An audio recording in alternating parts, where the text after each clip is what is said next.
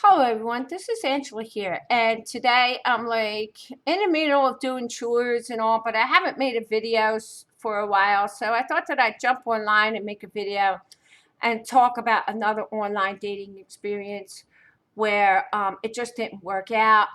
I didn't see it coming really, and I should have. There were some red flags that presented itself, and I just didn't see it. So I wanted to like share my experience with you. I'm not saying that this person is a bad person, but he potentially could have become a very toxic person because um, there was some small red flags in the beginning, but then one really big red flag at the end. The first thing that I look for in a potential relationship is honesty, okay? It's always best to be honest.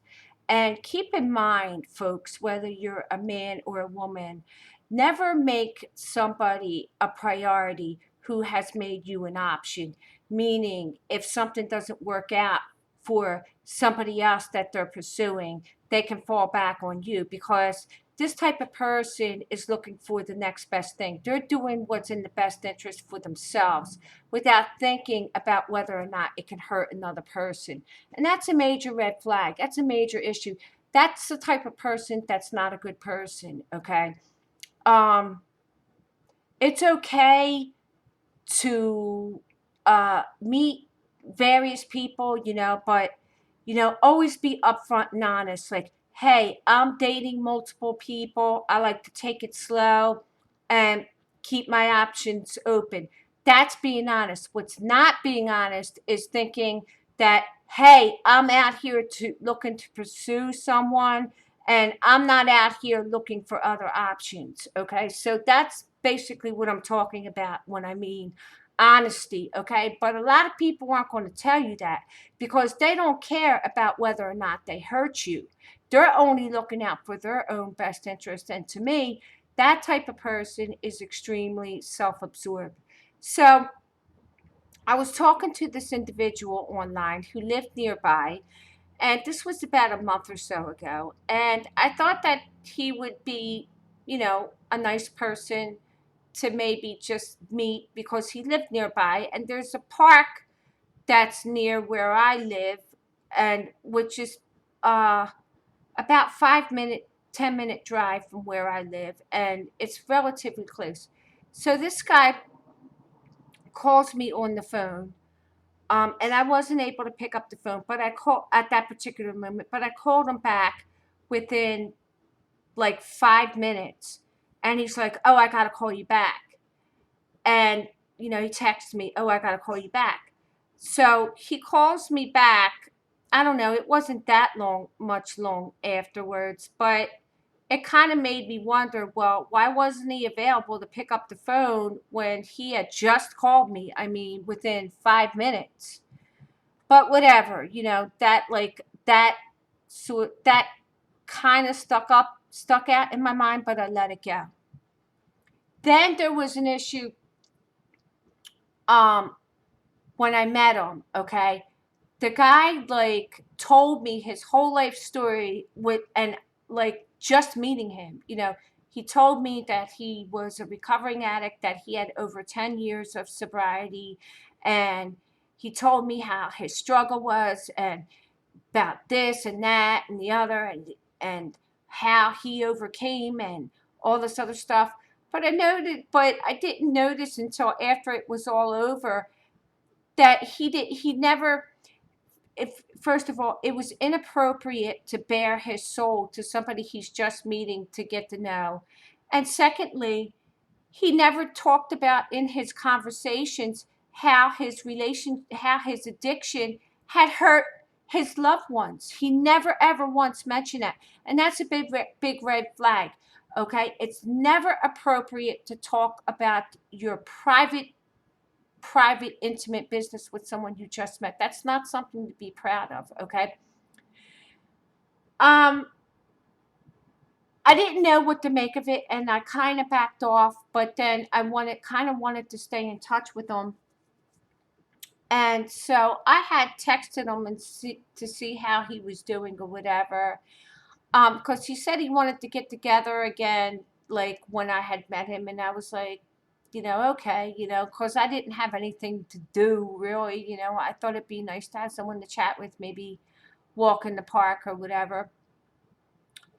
And I guess he just seemed busy or didn't have the time. So I kind of sensed that there was somebody else, but the guy didn't. The guy didn't open up and say, "Hey, I met someone. Okay, so I'm not. I think that you need to move on or whatever. Um, you're welcome to stay in touch, see how things are. But I just let you know that I met someone and I'm pursuing that." No, he didn't. So we started talking about different things, you know, um, nothing really of any significance. And then he told me that he was in the middle of buying a car. And I was like, oh, that's good. I didn't notice his vehicle that much. I really didn't pay that much attention to it. He liked my car because I bought a brand new car. I got a 2020 Chevy Malibu, which I enjoy it, but a car is just transportation to me. It doesn't really matter. I wanted to have something nice for a change. I've always um drove older cars, used cars, that I just wanted to treat myself and buy a new car this time. Okay, whatever. So then I saw a picture of his car, and his car, he had bought a brand new, looked like a brand new sports car, and he was showing that to me and everything. And I just looked at the car and I'm like, are you kidding me? I figured that he would buy something more for, like, I don't know, more like a Camry or something, because I'm not in my 20s and I'm not in my 30s, and he's older than I am. He's approaching 60 soon. And I'm like thinking to myself, why would somebody buy that type of car as, like their main car um at that age? It just struck me as immature. And then I found out that he finally, I actually asked him if he was seeing someone. He didn't volunteer to tell me. I said, um, I kind of figured that you're seeing someone. And he said, yes. He goes, I'm seeing someone, and I'm very happy I'm pursuing that. And then we started to talk about the addiction issue, his addiction issue. And I'm like, oh, are you active in your recovery? And he said, oh, I go to anniversary meetings and I speak at anniversary meetings and I transitionally sponsor somebody, but I really don't have the time. And I'm like, really? I'm like, maintaining your sobriety is not a priority to you? You know, and I just felt that this type of individual is somebody that was very immature, not honest, that doesn't care about other people, that dumps all of his baggage on anybody who will listen because it's all about him, and somebody that I really didn't want to stay in contact with. So I just pretty much said, okay, I'm moving on, and that's about it. Um, I don't know what this type of person, is, but I don't think that this type of person is somebody that I would want to have a relationship with, because I hold nothing against anybody who's in recovery. I really don't. I think whoever, anybody who's really been fighting that battle that's in recovery and who has been like 2 or more years sober and who is actively participating and who actually cares about helping other people in recovery is a good thing.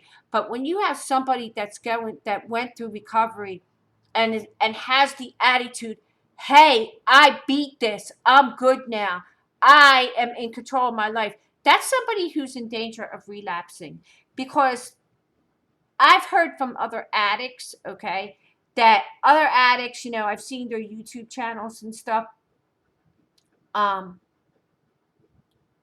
that do not have an addiction problem. That's not the reason.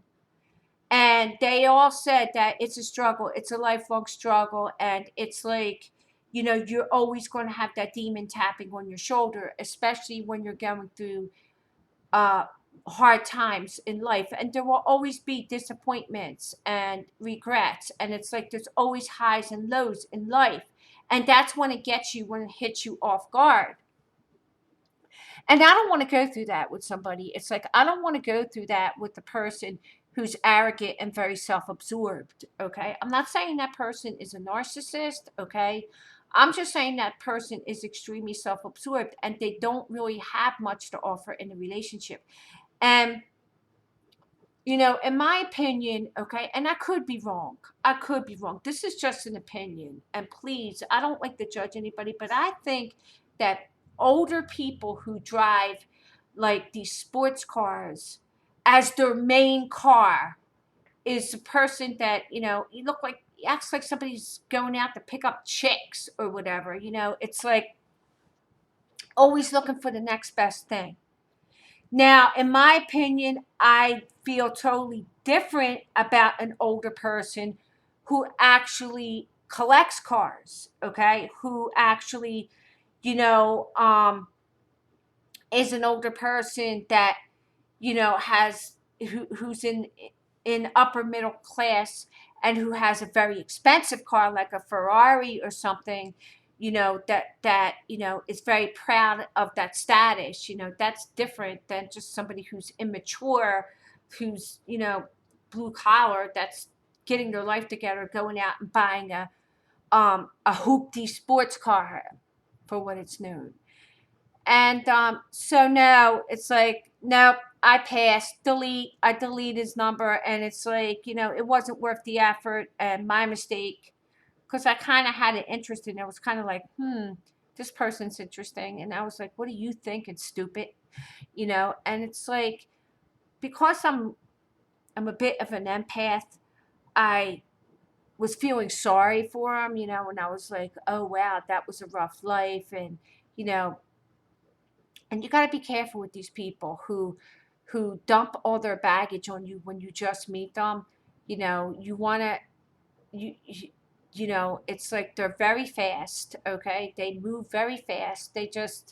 He seemed to be that type that really is not interested in getting to know a person, but somebody who's looking for the best person for them, okay? And when somebody only thinks about them and not what's in the best interest for everyone, and who's not open and honest, will not make a good mate for anyone. And that's just my opinion, okay? That's just my opinion.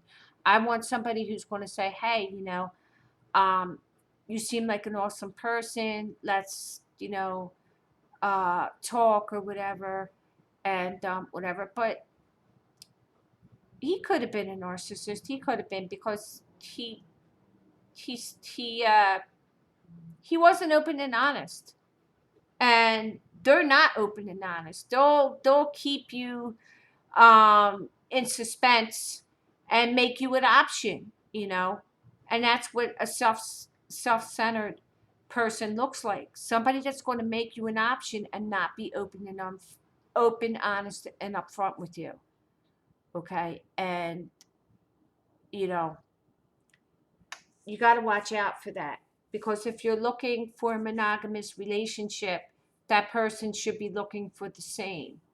Okay, that person should be taking the time to want to get to know you for yourself, and to appreciate you for you, and go at a very slow pace. All right, so that's all I'm going to say for this video. So have a nice day, and talk to y'all soon. Take care. Bye.